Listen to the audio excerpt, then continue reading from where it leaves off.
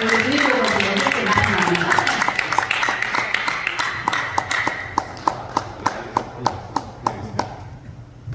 여러분 수고 많습니다. 홍교환입니다. 한번 다 일어나 보세요. 다 일어나 보세요.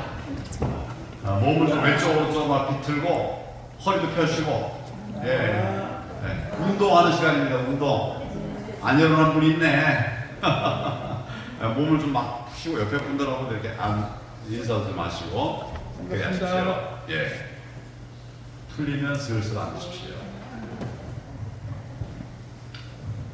여러분 그동안 수고 많으셨습니다. 서로들에게 한번 격려 응원의 박수를 부탁드립니다.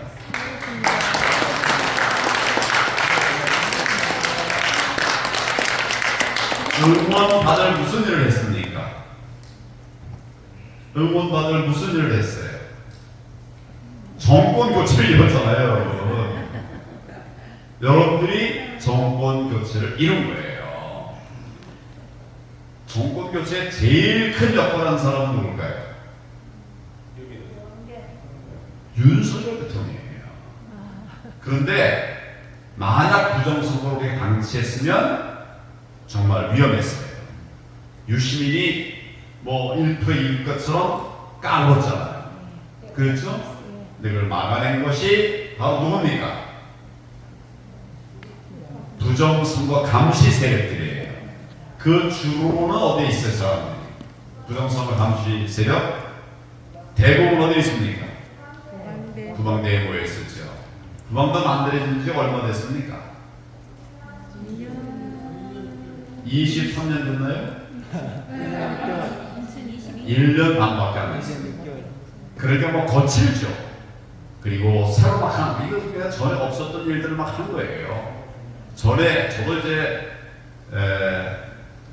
1987년부터 공안부에 배치가 돼가지고 그때부터는 계속 이제 선거사원 간접받는 일을 했거든요. 그럴 때 없었던 조직이 하나 새로 생긴 거예요. 그래서 그 부방대가 중심이 되고 또 주변에 그동안 국토본이나 이렇게 부정선거 감시 활동을 했던 분들이 힘을 다 모아서 부정선거를 막기 위한, 그래서 저 친구들은 1%를 아까 우리 임 목사님 말씀하셨지만 1%를 이기려고 전략을 썼어요. 그 왜 10% 말고 왜 1%를 이기려고 했을까요? 왜 그랬을까요?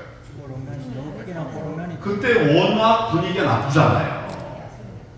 근데 거기다가 막 5% 10% 이겼다 그러면 난동일, 폭동일을 맞어요. 그러니까 아슬아슬하게 이것처럼 1%를 이기려고 했는데 감시 활동이 막 생기면서 계획이 어긋나 버린 거예요.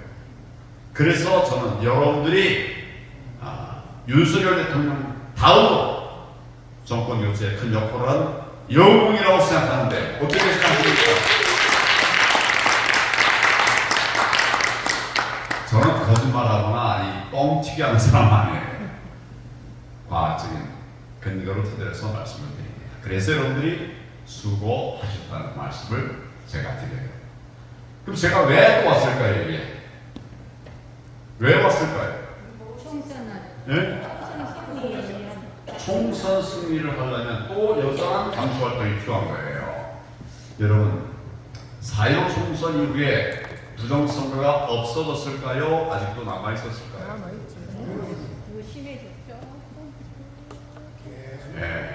우리가 잘 모르고 있어요. 지난번 이제 당 대표 선거할 적에 당 대표 선거는 이제 당 예산이니까 이게 뭐 밖으로 잘 드러나질 않잖아요. 그런데 우리 부방대에 과학자 멤버가 있어요. 박사도 있고 충남 전문가 이분들이 선관위원회에 참관인으로 들어가서 그 투개표 상황을 봤어요. 그리고 그 찍은 사진을 달라고 하니까 줬어요, 이분들이. 그래서 선관위가. 그래서 그걸 가지고서 선거 끝난 다음에 샅샅이 다 뒤져봤어요. 그러니까 이거 여러분 개표할 때 몇 표가 됐는지 보입니까, 눈에? 안 보이죠? 5초 만에 40표, 50표, 60표가 막 바뀌니까 그렇게 되니까 보이진 않죠. 근데 이 과학자들이 한 방식이 달라요. 이분들이 자료를 받은 걸 갖고 천천히 돌렸어요. 그래서 5초당 몇 명이 투표를 했나 이걸 다 따져본 거예요. 그때 이상한 현상이 생겼습니다. 그 이상한 현상에 대해서 여러분 알고 있습니까? 알고 계시죠? 모르면 모른다고 했어요. 이게 5초마다 투표된 사람 숫자를 모아서 탁 하면 뭐 경우에 따라 34표, 그 다음에 뭐 27표, 또 40 몇 표 이렇게 나와야 정상이죠. 그렇죠? 그런데 일정한 시간 동안, 전체는 아니에요. 일정한 시간 동안은 이게 10장 단위로 나오는 거예요. 그러니까 7자가 뒤에 계속 나와요. 47표, 37표, 27표, 다시 147표. 무슨 말인지 아시겠습니까? 이게 다 개표가 되는 그 상황을 보고 점검을 한 거예요. 여러분, 5초 동안 계속 10 단위로 이렇게 개표가 될 수가 있겠습니까? 무슨 말인지 잘 모르세요? 아시겠죠? 뭡니까 그런 얘기? 개표 과정에 부정이 있다는 거예요. 누군가 만들어 놓은 이런 걸 가지고서 개표했다는 거예요. 그래서 이것을 봤던 사람들이 이제 우리 찍고 있는데 성관에 못 찍게 했어요. 아니, 못 찍게 하는 게 아니라 공표를 못하게 했어요. 우리 찍은 걸 공표 못하게. 뭐 그러나 이제 찍겠다 찍었어요. 근데 그렇게 해가지고 이제 논란을 만들어냈더니 첫째 날, 그 사전 이틀 동안 하잖아요. 첫째 날은 아까 얘기한 그런 어떤 경우에는 97초 동안 계속 같은 숫자가 나오는 거예요. 뒤끝이 10장씩 뽑으니까.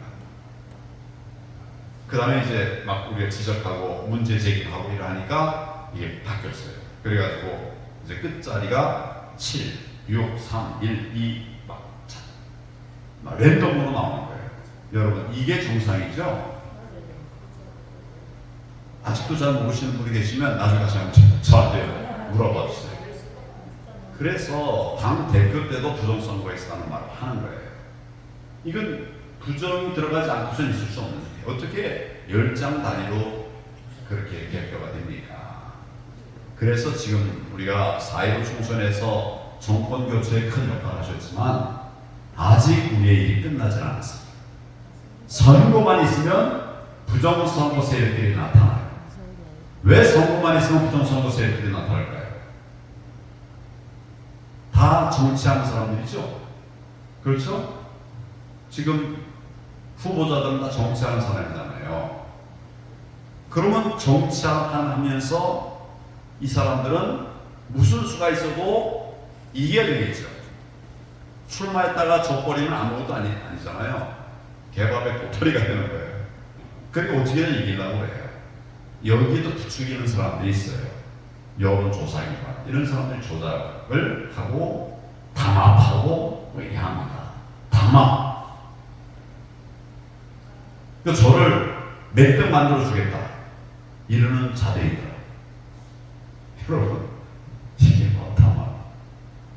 그래서 당대표 선거, 대통령 선거, 지방선거.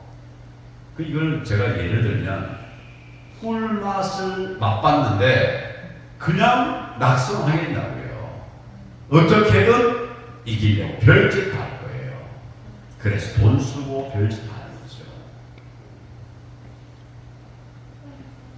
그래서 지금 우리 부정선거 감시 활동은 끝나지 않았습니다. 오히려 우리가 막아낸 그 이상으로 부정선거 전략을 더 고도화할 거예요. 전에 없던 방식이 나올 겁니다. 아마 우리가 4.15 총선 때 했었던 그냥 빡빡한 투표진이 또 일장기 투표진 이런 건 앞으로 안 나올지 몰라요. 왜냐하면 다 너무 드러났거든요. 또 다른 방법으로 부정선거를 할 겁니다. 그냥 바라보고 있어서는 안 돼요. 그래서 이 본부에서는, 구방대 본부에서는 지금도 여전히 부정선거 대응팀이 만들어져서 매주 만나고 있어요. 매주 만나는 게 아니라 회의를 하고 있어요. 이걸 막자 저걸 보완하자 뭐 이렇게 하고 있어요. 지금 우리 할 일이 몇 가지가 있습니다. 첫째는 여전히 부정선거가 저질러지고 있으니 부정선거를 막는 일을, 밝히는 일을, 규명하는 일을 지금도 해야 된다. 맞습니까? 네. 지금도 부정선거, 아니 지금 선거를 하지 않으니까 괜찮다가 아니라 4.15 총선 때 했던 그런 부정선거들이 지금도 일어나고 있어요. 여러분. 요즘 파주 사태를 알고 계시나요? 파주 사태 알고 계세요? 네. 알고 계세요? 네. 4.15 때 생겼던 거죠? 어떤 일이 있었습니까? 투표하고 그 과정에서 투표관리관 도장이 없는 투표용지가 20장이 나왔어요. 개표할 때 4.15 총선 선거하고 개표할 때 20장이 나왔어요. 그래서 막 항의했더니 이제 투표관리관이 사과하고 그걸 다 기록에 메모를 했어요. 투표지에 이상이 있으면 투표 현장에서 다 메모하게 돼 있죠? 네, 그걸 했어요. 다 기록해놨어요. 그러니까 그 파주을 거기서는 투표관리관 도장이 안 찍힌 그런 도장이지만 우리가 다 이제 검증해서 그냥 유효표를 이렇게 만들어서 집어넣었다. 이렇게 기록이 다 되어 있어요. 투표 기록지에 그런 다 기록이 되어 있어요. 자, 그러다가 이제 그 이의 신청해가지고 이게 일단 봉인한 다음에 나중에 재검표했죠. 네, 재검표를 했어요. 그러면 재검표할 때 그 투표관리관 도장이 안 찍힌 10장이 재검표하고 나와야 되죠. 무슨 말인지 아시겠습니까? 근데 재검표했는데 안 나왔어요. 그럼 20장이 안 나왔어요. 분명히 기록이면 다 재검표까지 해가지고 이런 투표관리관 도장이 안 찍힌 투표용지가 있었다. 다 돼 있는데 막상 재검표할 때 보니까 그런 투표용지가 안 나왔어요. 네? 아시겠죠? 이래서 지금 우리가 싸우고 있어요. 부정선거는 지금도 밝혀지지 않은 것이 많이 남아있다는 말씀을 제가 드리는 거예요. 그렇죠?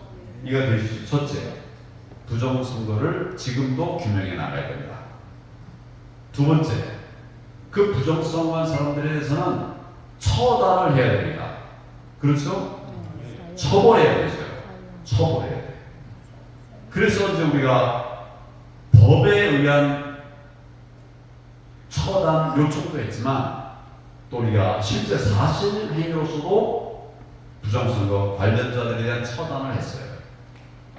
제가 지금 말씀드린 게 무슨 말인지 아시나요, 여러분? 누굴 처단했습니까? 노정희 선관위원장을 우리가 쫓아낸 거예요.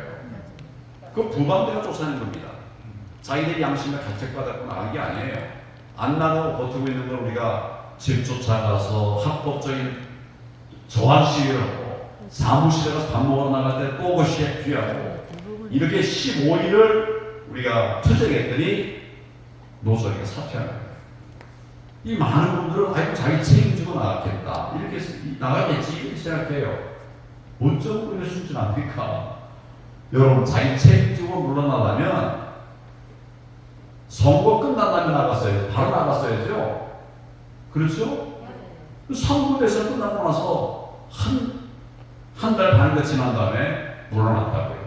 그게 뭘까를 우리가 알고 포인트를 잡아서 얘기를 해야 되는 우리가 방향입니다.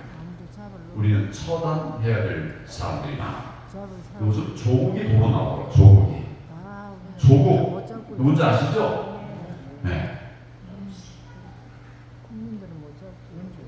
좌파 중에서도 다들 그냥 이렇게 놔두고 있을 때 혼자 남아서 이적단체 반국가단체라는 친구가 조국입니다. 그런 사람이 지금 다시 나오려고 해요. 네. 정말 이게 나라가 말이 아니에요. 그 얘기 말고 그 다음 제가 두 가지 얘기했죠? 세 번째 얘기는 뭐가 있어야 될까요? 부정선거를 막을 수 있는 제도적인 개선이 필요합니다. 사전 투표 안 되죠? 사전 투표 안 되죠? 해도 됩니까? 뭐 부정선거 방치하려면 해도 돼요. 그런데 제가 당 대표 때 이 총선할 때 오히려 제가 다니면서 사전 투표를 하라고 했어요. 동료하셨잖아요. 사전 투표를 하라고 했어요. 왜 그 말을 합니까? 아니 우리가 당일 투표에서는 해볼 만하거나 이기는데 사전 투표만 하면 진단 말이에요. 그래서 우리 전 당원들에게 우리가 이제 사전 투표도 확 나가자, 많이 나가자, 많은 사람이 나가서 그 사전 투표를 우리도 이겨보자. 그래야 그럼 선거 이길 거 아니냐. 무슨 말인지 아시겠죠? 그래서 내가 사전 투표하라고 독려를 했어요. 당에. 그 결과가 뭡니까? 신고죠. 180대 100이에요, 여러분. 그 결과가 저 친구들이 조작할 수 있는 소재들을 많이 준 거예요. 조작할 수 있는 재료를 많이 준 거예요.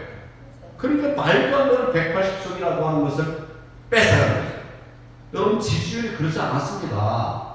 우리가 30% 40%까지 계속 올려가지고 박빙보다는 약간 진 상태였지만 이게 무슨 180대 110 이건 말도 안 되는 거예요. 우리가 그렇게 될 수 있도록 꺼내준 거예요. 표를 다 보내주고 이 사람들에게 사전 투표하지 말라고 했는데 당이라고 하는 사람들은 오히려 거꾸로 사전 투표 하라고 해. 전임 당대표가 하지 말라고 내가 경험 보고 나서 했는데 하라고 거꾸로 하니까 국민들 얼마나 놀랐었겠습니까? 몰랐죠. 그 대표님 말씀을 따르긴 해야 되는데 당에서 저렇게 하니까 사전 투표를 안 할 수가 없습니다. 대통령 후보도 하는데 안 할 수가 없습니다. 그래서 폭망한 거예요. 앞으로 사전 투표 많이 하면 반드시 우리는 폭망합니다. 이길 수 없어요. 장난감을 주니까 얼마든지 할 수 있어요. 여러분 뭐 백순위 투표진이 무슨 저 일장기 투표진이 무슨 빳빳한 투표진이 대부분 어디서 나왔는지 아세요? 다 사전 투표에서 나온 거예요. 이제 저는 짧게 하려고 했는데 짧게 할 수가 없네. 제가 경험한 사례를 직접 말씀드릴게요. 직접 경험한 거. 제가 당대표가 돼가지고 나서 우리 그때 제가 당대표가 될 때는 우리 당의 지지율이 10%도 안 됐어요. 지금 몇 프로입니까? 우리 당 지지율이? 30몇 프로? 넘죠? 네. 그때 제가 갈 때는 8%였어요. 8%. 그런 당을 제가 당대표가 돼가지고 뭐 몇 달 만에 이제 다시 20% 대 올려냈고 근데 총선 때는 30몇 프로까지 이제 올라간 거죠. 그래서 내가 이 얘기를 왜 했지? 굉장히 중요한 얘기인데. 하여튼 얘기할 때도 많으니까. 잠깐만. 네. 그러니까. 사전 투표. 네. 사전 투표를 하면 안 되는 거예요. 그래서 다 뺏기는 거예요. 그거 맞아요. 생각났습니다. 제가 당대표가 돼가지고 우리가 그렇게 어려우니까 우리 총동원 선거 지원하자. 투표하는 것, 선거하는 것은 창원성산하고 그다음에 통영고성 두 군데밖에 없었어요. 전국에 있는 253개 각 당의 당협에서 다 총동원해가지고 우리 사람들 도와주자. 무슨 말인지 아시겠죠? 그래서 많은 분들이 왔습니다. 그래서 선거운동을 할 수 있는 사람은 직접 선거운동을 하고 선거운동을 못하는 사람들은 시장 다니면서 구조노무라고 해요. 이번에 나온 강기훈이 어떻다는 얘기를 막 하는 거예요. 뭐 누구에게 찍으라고 말하는 게 아니라 옆에서 가보고 야 이번에 강기훈이 나왔는데 굉장히 훌륭하다고 그래. 들어봤어? 그 옆에 있는 사람도 듣잖아요. 강기훈이 누군가. 이런 게 구조노무거든요. 그래서 막 돌아다니면서 뭐 어떤 방식으로 많이 했어요. 그래서 우리는 질 수밖에 없는 곳인데 통영고성에서 이겼습니다. 아시죠? 잘 모르세요? 통영고성은 본래 우리가 잘하던 곳이에요. 근데 우리 탄핵 이후에 그때는 우리가 그 잘하던 곳에서도 시장 선거 시장 두 명이 있는데 다 뺏겼어요. 거기도 그랬어요. 근데 이겼어요. 다 달려들어서 이겼습니다. 통영 고성은 아니 창원 성산은 어땠는가? 이 얘기가 중요한데 아실 것 같은데 모르는 분이 많더라고요. 거기는 우리가 늘 지던 험지예요. 왜냐하면 근로자들이 많거든. 창원에 창원 공단도 있고 그래서 우리가 늘 지는 곳이에요. 그래서 총동원 하자고 한 거거든. 그러니까 총동원 해가지고 정말 성과가 났어요. 개표를 하는데 우리가 개표 초반부터 10% 이상을 이기고 있었어요. 계속 많이 할 때 13%까지 이겼어요. 10% 이상을 계속 이기고 있었어요. 그러다 이제 사전 투표함을 열었어요. 그랬더니 이게 10% 이기던 것이 7%로 내려갔어요. 7%. 사전 투표함 개표하니까 7%로 내려갔어요. 그러더니 이제 투표함 함이 두 개가 남았는데 그때 갑자기 정전이 되더라고요. 이 투표하는 곳에서 불이 나갔어요. 정전이 됐어요. 네? 아니 그래가지고 우리가 빨리 불 켜라 막 이렇게 이제 아우성을 했거든. 40초 지난 다음에 40분 지난 다음에 불이 들어왔어요. 30분 40분 재보지 않았으니까 40분 지난 다음에 불이 들어왔는데 그 다음에 어떻게 됐냐면 다 일본이에요. 다 일본. 거의 다 일본이에요. 그래서 우리가 10% 이기는 게 투표함 2개 까는 사이에 우리가 이렇게 가던 게 완전히 이게 역전되었어요. 508표를 졌어요. 기억나시나요, 여러분? 기억 안 나시나요? 네, 나는 분도 있고 안 나시는 분도 있죠. 이거 부정선거 아니고는 일어날 수가 없는 일이죠. 근데 그때는 내가 부정선거를 정확하게 몰랐어요. 부정선거의 실체를 내가 보지 못했다고. 그래서 어떻게 이런 일이 있을 수 있나? 다 그러면서 의아해했어요. 나중에 4.15 총선 제국기 결과를 쭉 보니까 다 이게 전형적인 부정선거예요. 전형적.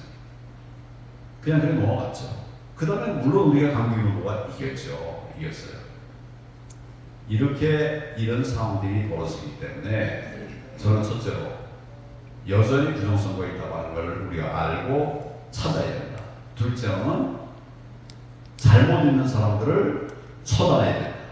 셋째로는 입법적인 준비를 해야 된다. 법 개정하고 규정을 개정해야 된다. 여러분이 법을 개정할 방법은 잘 없죠. 그렇지만 여러분 동네에 사는 국회의원들, 여러분들이 300명, 500명, 1000명이 몰려가서 이거 법 개정해라. 개정해라. 계속 아마 내 기억에는 내 생각에는 그걸 한 3달 정도 해버리면 민주당 의원도 법 개정하라고 나올 거예요. 무슨 말인지 아시겠죠?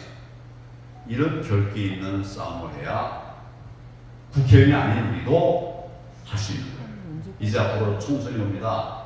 저는 정말 제대로 된 사람, 바로 된 사람들을 많이 총선에 내보내서 이 사람들이 당선되게 할 거예요.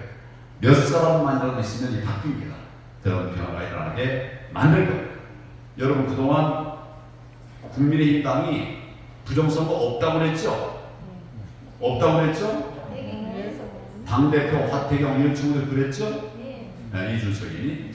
그런데 이제는 당 안에도 부정선거가 있었다라고 고백하는 국회의원들이 나오고 있습니다, 여러분. 네. 현재 3명이 나왔어요. 그리고 의문을 갖고 있는 사람들이 많아지고 있어요. 대통령실에서도 관심을 표하고 있어요. 아직 확실하진 않지만 관심도 없다가 이제 얘기를 듣고 있어요. 듣고도 뭐 이러지만 이런 일이 반복되는 결과적으로 바뀌게 됩니다. 그래서 제도하는 일들도 우리가 해 나가야 됩니다. 네 번째, 싸워야 됩니다. 투쟁이에요.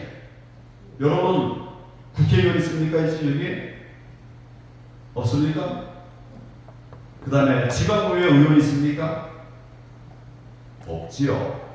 그럼 우리가 할 수 있는 건 뭐냐? 결국 투쟁을 통해서 당을 압박하고 또 국회의원을 압박하는 거예요. 아까 우리 노정희 조선일책에 그런 식으로 했어요. 그래서 그냥 게을리하면서 누군가 해주겠지 해줄 사람 아무도 없습니다. 저도 아무도 혼자 외쳐봐야 뭐예요. 그러나 3,000명이 외치고 5,000명이 외치면 달랐습니다. 목사님께 제가 아까 말씀 중에 보완할 게 하나 있어요. 우리가 10월 3일, 10월 9일 정말 국민 대혁명을 이뤘죠? 그렇죠? 네. 광화문 광장을 다 메웠잖아요. 기억 안 나세요? 19년. 그 세력이 누가 그걸 다 메웠을까요? 네? 첫째, 17개 시도의 지도자들과 함께하는 우리 기독교인들이 시청 앞을 다 메웠어요. 맞죠? 맞죠? 시청 앞을 거기가 메웠어요. 그럼 다른 데는 누가 메웠냐? 제가 전광훈 목사님한테 목사님 교민들이 많고 동지가 많으니까 그러면 대사관 앞에 그 일대를 다 나가라 그랬어요. 그렇게 하겠다고 했어요. 그래서 그쪽으로 다 나왔습니다. 이제 세종문화회관 앞쪽이 비어 있잖아요. 그걸 누가 막았을까요? 우리 국민의힘이 막았어요. 그 당시에 우리 당이 이제 막은 거예요. 그래서 우리 당이 세종문화회관 앞을 막고 또 우리 정광훈 목사님 팀이 대선 앞을 다 막고 그 다음에 교회가 시청 앞을 다 막고 조원진 팀이 이제 서울역부터 그 위쪽도 막고 이렇게 해서 전국을 다 막은 겁니다. 그래서 결국 조국이 쫓겨나고 대통령이 문재인 쪽이 힘이 확 빠져버린 거예요. 우리가 그 강력한 투쟁을 하니까 힘이 다 빠져버린 것입니다. 쥐소니아도 이게 양보하고 뭐 그렇게 된 거예요.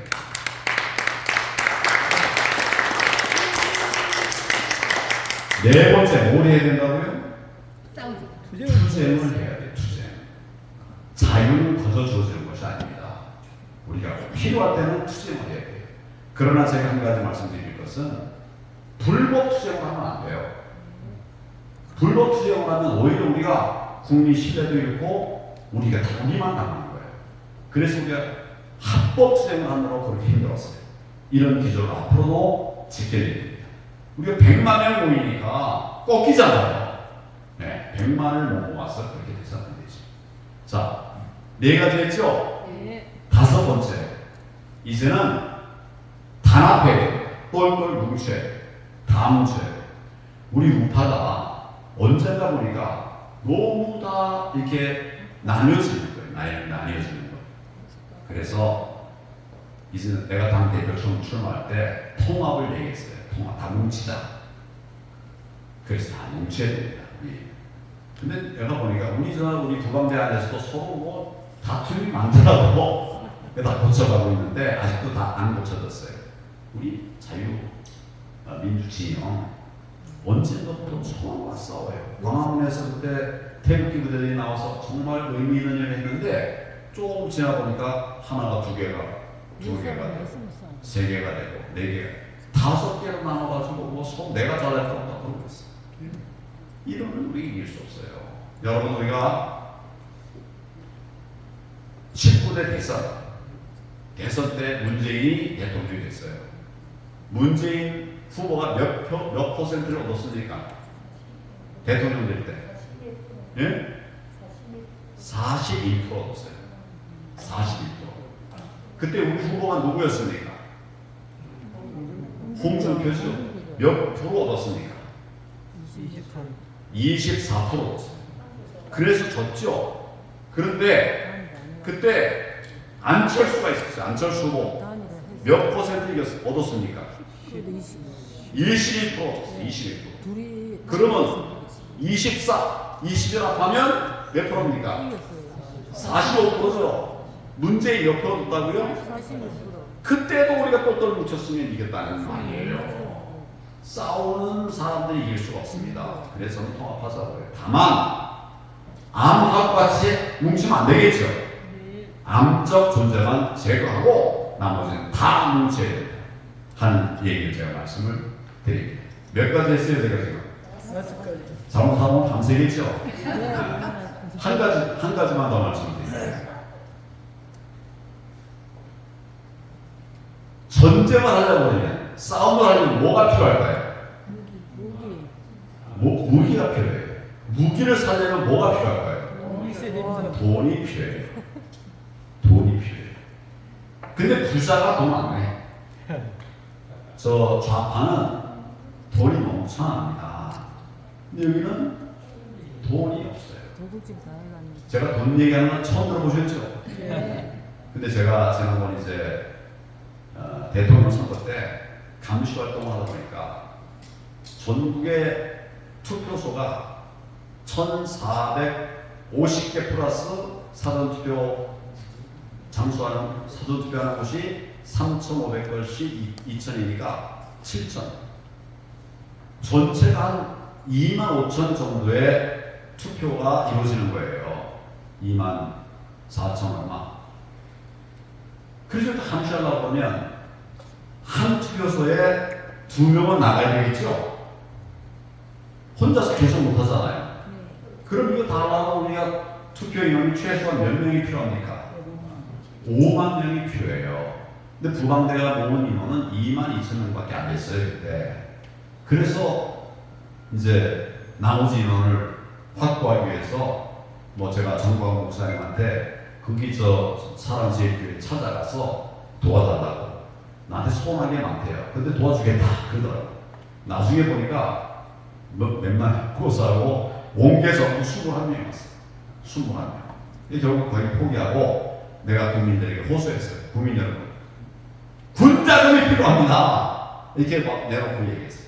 많은 분들이 후원을 해주셨어요.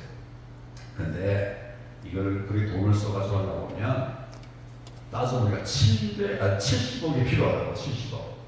들어온 거는 그에 많이 모자라죠. 그래서 결국은 우리가 하고자 하는 감시 활동을 다 하지는 못했어요. 그래도 얘기했지만 다 하지는. 근데 투쟁을 하고 정치를 하려고 하면 역시 군자금이 필요해요. 군자금. 그래서 여러분 어떤 형태든 부방대에 돕던 우리 임 목사님 그 여기에 도와주시던 또 두 분 여러분들 같이 하는데 하시던 우리 군자금을 많이 내야 됩니다. 여기 대답하는 사람 잘 없더라고 보니까. 그래서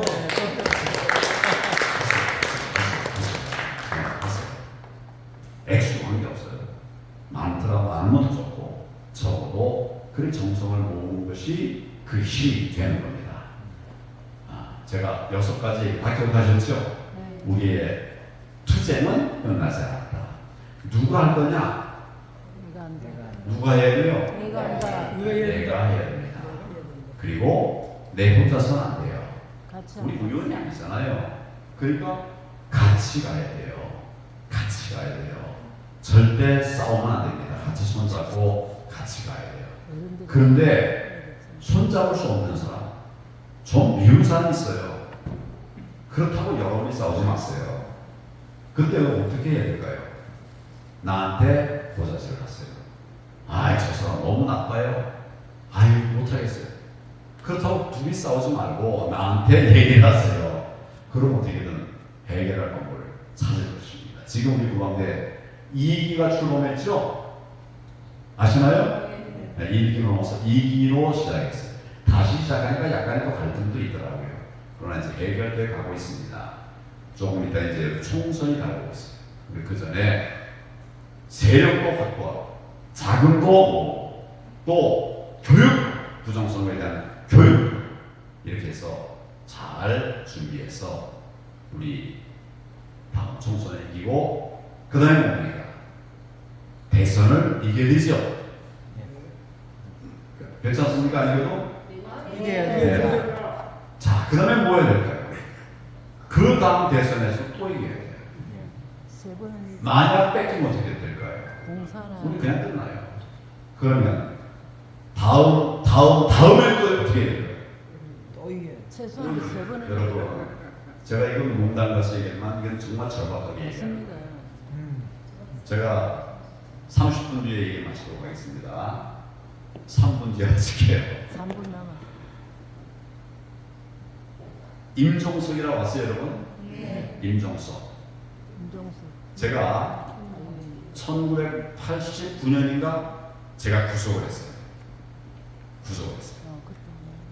임수경이를 북한에 파송한 혐의로 구속을 했어요. 임수경도 구속하고 김종석도 구속하고. 옛날에. 그날 끝난 줄 알았어요. 그런데 문재인 대통령이 딱 출범하면서 살아났어요. 첫 번째 비서실장으로 나타난 놈이 누구냐? 그 임종석이에요. 네. 전 정말 졸도할 뻔했어요. 저도 내가 잡아놓은 놈이 지금 대통령 비서실장 들어왔어요. 문재인 저 친구들은 하나도 바뀐 게 없습니다. 그들의 목표는 뭘까요? 북한에 말하면 이 임종석이가 했던 그 당시에 여러분 의식화 교육이라는 걸 들어보셨죠? 다 달라붙어서 의식화 교육을 했는데 이 자들이 한 것이 뭐냐면 다 혁명 교육을 한 거예요. 혁명. NLPDR 들어보셨습니까? NPR 들어보셨습니까? PD라는 얘기 들어보셨어요? 이게 다 레볼루션이에요. 어떻게 혁명할 거냐? 지금 할 거냐? 좀 더 역량을 모아서 나중에 할 거냐? 이런 전략을 논의한 게 저자들이에요. 평생을 혁명 논리로 싸웠던 친구예요. 우리는 모르고 있어요. 하나도 바뀐 게 없어요. 물론 전향한 사람도 있습니다. 전향하지 않고 남아서 이 나라를 적화시키겠다고 하는 자들이 여전히 남아있어요. 그 자들이 역할할 수 없고요. 임종석이 지금 나이가 몇인지 모르겠어요. 아마 50대 후반 아닐까 싶어요. 이 사람이 90 다 되면 80 넘으면 그래도 혁명하겠다고 나설까요? 그때는 하고 싶어도 못하겠죠. 그게 내가 볼 때는 30년은 걸려요. 선생님으로. 그래서 그 30년 동안 우리가 자유대한민국을 지켜야 됩니다. 아니 지금 내 나이가 80인데 무슨 30년을 살아계신 동안 지키는 거예요. 70대는 70대로 지키니 이렇게 하지 않으면 우리는 공산국가로 갑니다. 문재인 정부 때 5년 동안에 우리가 거의 70% 정도가 좌파가 되어버렸어요. 사회주의 말은 안 했지만 이들이 하는 짓들은 전부 다 사회주의 정책을 편 겁니다. 소득주도 성장 이거 민주주의의 정책 아니에요. 북한 얼마나 이 사람들 도와주고 편들어 줬습니까? 이거 아니에요. 민생 얼마나 망가졌어요. 여러분 집값이 얼마나 올랐습니까? 일단 민생 보는 세금이 얼마나 올랐어요. 지금 이제 우리가 탈원전의 후과를 우리가 지금 받고 있어요. 세금, 전기료가 계속 올라가죠. 앞으로도 많이 올라갈 수밖에 없어요. 그렇게 안 하면 안전히 견딜 수가 없고요. 이런 나라 만들 수 없습니다. 저는 우리 아들, 딸들이 저자들이 만든 사회주의 공산국가를 가는 거 보고. 살아갈 수 있도록 살아가고 이렇게 할 수 없다라고 생각하는데 여러분 어떻게 생각하세요? 그러면 싸워야 되는 거예요. 싸워야 되고 제가 지금 말씀드린 것을 여러분들이 기억하시고 우리 함께 정말 자랑스러운 자유대한민국 만들어 갈 때까지 힘내십시오.